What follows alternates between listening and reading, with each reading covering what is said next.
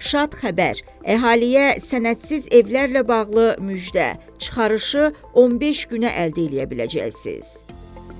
Nazirlər Kabineti daşınmaz əmlak üzərində hüquqların dövlət qeydiyyatı üçün sənədlərin qəbulu, yoxlanılması və verilməsinin prosedur qaydalarını təsdiq edib. Yeni qaydalara əsasən, əgər vətəndaş daşınmaz əmlakının qeydiyyata alınması ilə bağlı müraciət edən zaman qeydiyyata məsul olan dövlət qurumunda məlumat fərqli olarsa, o zaman 15 iş günü ərzində dəqiqləşdirmə aparılır. Məsələn, vətəndaşın sənədində torpağın təyinatı tikintiyə icazəyə imkan verirsə, amma dövlət qurumunda olan məlumat bazasında o ərazi kənd təsərrüfatı üçün yararlı torpaq kimi görsənirsə, o zaman məlumatı dəqiqləşdirmək üçün digər profil qurumlara sorğu göndəriləcək. Sorğu zamanı vətəndaşın sənədinin doğruluğu təsdiq olunarsa, həmin daşınmaz əmlak qeydiyyata alınacaq. Report xəbər verir ki, bu barədə Milli Məclisin deputatı Vüqar Bayramov sosial şəbəkə hesabında yazıb.